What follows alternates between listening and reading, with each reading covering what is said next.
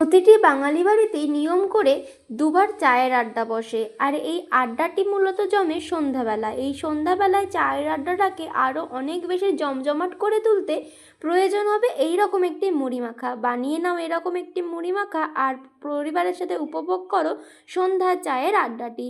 সবার প্রথমে একটা বড় গামলার মধ্যে বেশ অনেকটা পরিমাণে মুড়ি নিয়ে নিলাম, নিয়ে নিয়েছি বেশ অনেকটা সর্ষের তেল, কেননা মুড়ি মাখায় সর্ষের তেলের পরিমাণটা একটু বেশিই দিতে হয়। নিয়ে নিয়েছি পেঁয়াজ কুচি, শসা কুচি, কাঁচা লঙ্কা কুচি, দিয়ে দিচ্ছি ঝুরি ভাজা চানাচুর, ভেজে রাখা বাদাম, আর এটা হচ্ছে স্পেশাল একটি ভাজা মশলা। এর মধ্যে রয়েছে জিরে, ধনে, শুকনো লঙ্কা, গোটা গরম মশলা, তেজপাতা, সমস্ত কিছুকে শুকনো খোলায় ভেজে নিয়ে সেটাকে গুঁড়ো করে রাখা আছে। তোমরাও এইরকমভাবে রাখতে পারো। এবার ওপর থেকে ধনে পাতা কুচি আর দুটো সিঙ্গারাকে ভেঙে এই মুড়ি মাখার মধ্যে মিশিয়ে দিলে রেডি হয়ে যাবে আমাদের স্পেশাল মুড়ি মাখা।